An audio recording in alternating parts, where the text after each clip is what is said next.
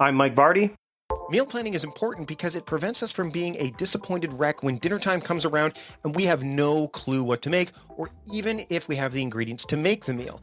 It's a time and a money saver, but most importantly, it frees up valuable brain space. Creating a meal plan prepares us for the week to come and gives us peace of mind that we're organized and can feed ourselves and our family. That's why I do it, and that's why Plan to Eat helps me do it. Your subscription includes access to the Plan to Eat website and fully featured mobile apps on iOS and Android. And Plan to Eat gives you the tools to clip and organize recipes from any website, the ones your family loves and that fit your dietary preferences and needs. And you can create a meal plan around your schedule. Then what happens is the Plan to Eat software automatically creates an organized shopping list based on your plan. So sign up for your free trial at plantoeat.com/timecrafting. That's plantoeat.com/timecrafting. The coupon will be automatically applied to your account and can be used when you're ready to subscribe. It's valid for new customers only. Give Plan to Eat a try today. And this is the Productivityist Podcast.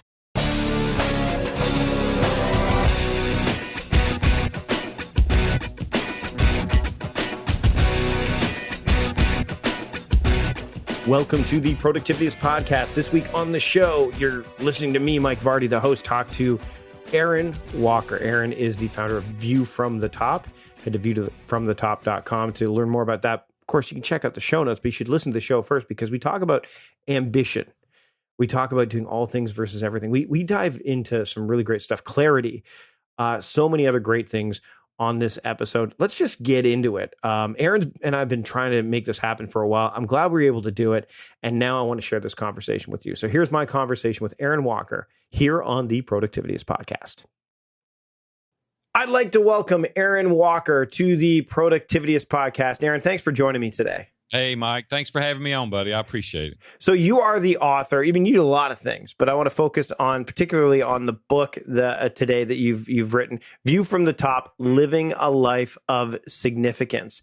And let's dive into, first off, why that title? I mean, I look at the picture and it's like the mountain and all that stuff, but the idea of the view from the top, why is that such a, for lack of a better term, significant title for you in this book? Well, nobody wants a view from the bottom, right? That's a very good point. Everybody wants a view from the top, and it doesn't necessarily mean that I've got all the solutions for the view from the top, but I do for myself, and I help and educate and teach people how they can have their view from the top, whatever that means to you in living a life of success and significance. So when you're focusing on things, and I want to talk a little bit about ambition, right? Because that to me, when you're talking about getting to having that life of significance, ambition is a part of that. And I think that ambition can be a tricky beast, right? Like, I mean, the age old story of Macbeth, where ambition was ultimately his downfall. How do you measure ambition? How do you keep ambition not only in having ambition for the right things, but keeping it in check so that you have a sense of balance as you're moving forward with what you want to do?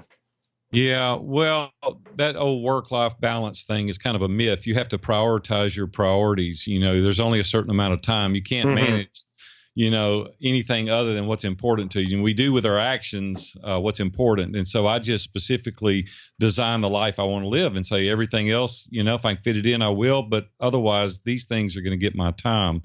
Ambition can be tricky. My friend Seth Bueckley wrote a great book called Ambition. And in that book, he really lays out masterfully how not to let your ego and your pride get in the way to where ambition is a downfall.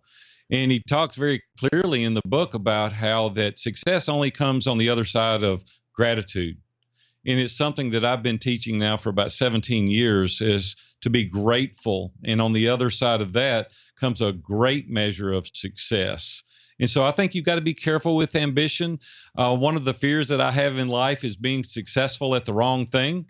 And so I want to really be sure that I dial in and focus on the things that are important and have a great amount of ambition related to that. Let's talk about gratitude. How do you help people, and how do you express gratitude? So how do you help people kind of follow that path as well? Because it for some people, it can be something that they can fall off of, more often than not. I didn't always feel a sense of gratitude. I felt a great sense of urgency to be highly successful as a young guy. 18, started my own business, sold out at 27 to a Fortune 500, went on to build another company very successful for 10 years. And then August 1st, 2001, and you know this story, I was headed to work and ran over and killed a pedestrian on my way to the office. And my life come to a virtual standstill that day. And I started reflecting back, thinking, what is my legacy going to be? What am I going to be remembered for? And to make a real long story real short, I decided to sell the business at 41 years old and take some time off. I took 5 years off. And out of the discovery of that 5 years, what I came up with is that I would be recognized, and my legacy would have been poor kid from Nashville, Tennessee, highly successful at a young age, and nobody cares. I mean, that's what I came up with in my mind. And I thought, what can I do in order to change that? And so I had to start focusing outward rather than inward, because I was very inward focused. It was about another store, about another successful company, about a place on the beach, a place in the mountains, big house, big car, fancy, it's like, well, that's good. But nobody cared about that but my family. And how was I going to impact the lives of other people? And I started reflecting on all the things that were good in my life, and I became very grateful, because life is so fragile. I mean, it can be taken away from us in a nanosecond. Got a good friend that's 56 years old, just diagnosed with stage 4 cancer. Like a week earlier, they were like, are you kidding me? Like, it can happen that fast. And not to be morbid on your show, but the truth is most of the time it takes a very large thing like that to get our attention. And I'm out there beating the drum saying, no, don't do that. Design a life that's proactive. Design a life that you want to live. And when you start thinking about being grateful, and we do on a daily basis, I have a journal sets between my chair and my wife's, and we write in it for things that we're grateful. It changes your mindset, and you do things much differently as a result of it. So quite honestly, 16 years now is what I've been teaching, how to be grateful, how to be successful, yet simultaneously being significant. So it's kind of the heartbeat that I've been living by now for almost 2 decades. Do you journal at the beginning of the day, at the end of the day? I know that. I mean, I'm a night owl. I tend to be the guy who journals at the end of the night. How do you keep that practice? Morning times. I'm early morning. You and I are polar opposites because I'm up between 4 and 5 every morning, and I've been doing this for decades. I'm very regimented. A lot of people say I'm boring, and that's probably true. I have a very regimented schedule at night before bed. It's a lot easier to get up early than it is to go to bed early. So I start planning my morning late at night when I go to bed. Not at late at night. I'm in bed by 10:30. But I get up in the mornings, and I have a very, very systematic process that I go through. I'm a Christ follower. And so for me, my morning routine involves reading scripture, prayer, praise and worship time, meditating, sitting quietly for about 20 minutes. It takes an hour to an hour and a half usually to go through my morning routine, and I do that 5 days a week. I've been doing that for decades now, and it just really gets my mind centered. So when I do journal in my gratitude journal, it's early in the morning. Let's talk about diving deep into things, because I think one of the things that you can do, and you've got a post here, which I'm going to share, called All Things versus Everything. And this is something that I'm really passionate about, because I think, and you touched on this earlier when we were talking about the idea of priority, is there are so many people when they feel that they, in order to be significant or to live a life of significance, that they need to have, one of my friends called them like, have a bunch of fireworks going off as opposed to being a shooting star. Sure, it looks glorious, but it eventually peters out and phases. Whereas a shooting star can go for, eons until it finally fizzles out. Normally it's at the end of life when a shooting star finally, crashes and burns. But you've got this about the idea of doing all these things versus everything. How, when you had that life altering incident, like, did that change that perspective for you as well, of saying, I can't be all things. I need to dig deeper. And one of the quotes you throw in here, which of course I love, is to be the best at your craft is you have to be an inch wide and a mile deep. And you reference Cal Newport, a mutual friend of, like, he's a friend of mine, in his book, Deep Work. So let's talk a little bit about deep diving and being better, as opposed to trying to do as many things as possible in order to feel or be, with that misnomer, being significant.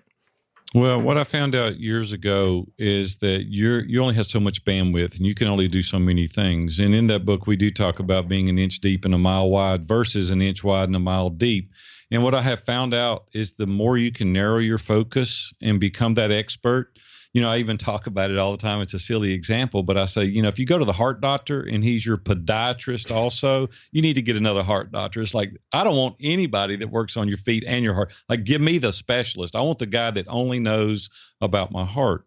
Well, it's the same in art craft. If you're talking to this guy and he's doing 10 different things, he's probably not doing any of them very well. The guys that can really focus and charge the most and be the most beneficial to you are those persons that are an inch wide and a mile deep, right? You don't even have to specialize in 15 things. Only in one or two things, you can make all the money you want. If money is what you're chasing, you can become a specialist in that thing, whatever that is. You can be the category king, like they talk about in Play Bigger. Is what are you the category king of? Or what are you even capable of being the category king in? Nothing if you're trying to do 15 different things. You don't have the energy, the bandwidth, prioritizing your priorities. That's the thing. Rory Vaden's got a great book called Procrastinate on Purpose, and he talks about that at great length in it. Rory's a friend of mine. He lives here in Nashville, and it is an amazing book. I've taken all of our masterminds through that book. We've just got to figure out what's important to you. And here's the thing. I go through this exercise, and it's called What Do I Want? And I wrote a document years ago, and I send it out to people all the time. If you want it, just reach out to me. I guess you can put it in the show notes. But there's about 25 difficult questions in there that seem to be very elementary. It's like, if there were no geographic limitations or financial limitations on your life tomorrow, what would you do? Most people can't answer that question. They don't know because they're going out there living reactively. They're trying to make enough money to pay for things that they've probably leveraged themselves for. And I teach people how to live very proactively, really intentionally, sit on the porch with your spouse and go, how do we want to live our life? And so that's the reason I say you need to be an inch wide and a mile deep. One of the things that I found when I was in Nashville, and this is getting a bit more personal, but I mean, the great thing about chatting with you, Aaron, is that, and we had a chance to chat briefly. We were both kind of all over the place, which is kind of funny, but we were involved in some really deep conversations with a bunch of people while we were at Jeff Goins' Tribe Conference. We kept passing each other like ships in the night. We'll talk to you soon. We'll talk soon. It's now as we're recording this, it's about a month and a half later. But one of the things that I found being at that event is being surrounded by these people who you could feel this kinship with. And I know, and we talked about this before we start recording. I'm living on an island. There's a few people here that I have coffee with regularly that would be very much in the same vein that, being in Franklin or Nashville where that would happen. What is it about being around people that you feel or that seem, and maybe this is optics too, that are living their truth or living, significant lives that helps you kind of continue or even take things to the next level? Well, here's the thing, and I know it's an old quote, and everybody quotes it all the time. You are the average of the 5 people you spend the most time with. Jim Rohn said that, and there's never been a saying more true. I believe that without a question. And the mastermind members that I have been associated with for decades now, you circle around, you build a relationship with those people. They know you inside and out. You can be transparent, totally vulnerable. You can say, hey, I suck at this, or I'm great at this, and I need help here, and I can help you there. And you can just let that veil down. See, most people, Mike, don't have that. No. Right? Isolation is the enemy to excellence, right? And you need to get people around you in order to take you to that next level. And so Nashville is a very unique place. It's kind of a mecca now for entrepreneurs. People come together. It's the most giving city I've ever been associated with. I'm a veteran to Nashville. I've been here forever, so I've seen it transition, but I've never seen the kindred spirit like it's ever present each and every day around, the Jeff Goins, Jeff and I's friend. You were mentioning Jeff just a minute ago, but they want to help. I've never seen a space that people want to help as much. Connecting, giving relationships, giving resources, making introductions to people. It is absolutely amazing. And that's not by accident. It's very intentional that you do that, because I believe Adam Grant wrote Givers and Takers. I think we got to be givers. I think we got to look outward all the time. Jeff is a prime example. I interviewed him a couple of weeks ago in our mastermind group, and he came in. I said, Jeff, when I first met you, I had promoted your stuff for 2 years before we met because I believed in you. I love what you do. I love your books. And I would do videos. I would do Facebook Lives. I would blog about it. And then I reached out 2 years later and said, hey, I'm writing a new book called View from the Top. Would you consider endorsing it? And he goes, are you kidding? Would I consider it? He said, it would be an honor. You know why? Because I invested 2 years of my life promoting some of his stuff. See, but we get so impatient. We're like, the date. You go up and meet somebody and you want to kiss them on the first date. It's not going to happen. Same way in business, right? You go to the door, you knock, you smile, you care flowers, you take them out to dinner, you hold hands, you go to a movie. Maybe you're going to get a kiss, right, on that third day. Same way in business. You've got to get around people. You got to invest in people. People that I've promoted for years because I believe in their things. Now they're inviting me to speak at their events. They're asking me to do courses. They're asking me to write other books. It's because you invest. Here's the part we forget. People ask me all the time. They'll say, will you introduce me to this guy? No, I won't. And the reason I won't is because what have you done for them? How have you reached out? How have you helped? See, it's a mindset shift that you've got to get into and focus outward. The natural reciprocity will come back to you 10x if you will change your mindset. That's the reason it's so important to get people of kindred spirits, same core values, same ideas, headed in the same trajectory, because you get on. Get rid of the naysayers. I told a guy today, I said, you need to change friends. I'll just be honest with you, because they're dragging you down. They're squelching your creativity because all they do is tell you you can't do this. And the more you're around that, the more you're going to believe it. You need to read Mindset by Carol Dweck or read Gay Hendricks' book, The Big Leap. You need to push through these upper limit challenges and see it, and then you can achieve it. I want to talk about a couple more things really quickly, but you brought a word up that I want to touch on, because you don't seem to be, again, your demeanor kind of belies the fact that, like, you say no more probably than you would than I would think. You seem like very, there's a difference between being positive and saying no. Right? I mean, you can be positive about saying no. How do you? Because in order to live a life of significance, and we talked about doing everything versus doing the right things. How do you say no in a way that is you kind of feeling good about saying no without feeling like you're ticking somebody off or that you're alienating them? Like, there's got to be a way that, this is something you probably have thought about and worked towards. Well, here's the thing. In order to live a life proactively and design the life that you want to live, you have to say no a lot. Mm-hmm. I used to tell my kids, no is a complete sentence. Like, no, I'm not going to do that. Or no, I won't participate. Or no, I won't allow myself to do that. We've designed our life as such to where I literally have a Google document with the things that I'm going to do every quarter, a quarter ahead.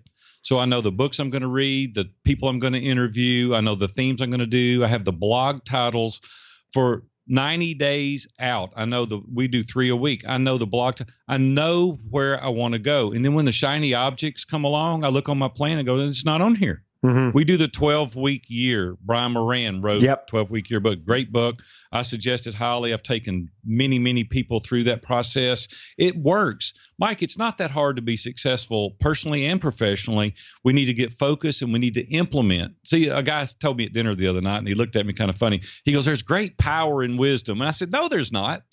And he looked at me, and his partner that knows me looked at me. He goes, oh, my gosh, where's this going? I said, there's power in the execution of wisdom. You can know anything you want, but without execution, it's useless. Yeah. And guys, you don't need to read another book. You need to do. You need to implement Brian Moran's 12-week year and start doing these tasks each and every day. Say no to a lot of things. Really focus in on a couple of things that are important. And if you do it repetitively, day in and day out, you hold yourself accountable, you get accountability partners, you're going to crush it. But the thing is we don't write it down. We don't have a plan. The shiny objects come along and you say yes.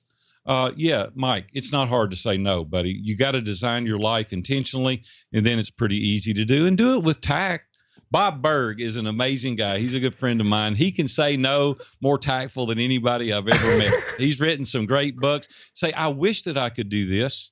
It's an honor that you're asking me to do this, but quite honestly, my schedule don't allow it presently, and maybe check back with me next quarter. I would love to consider that. So The Go-Giver, which is one of his books.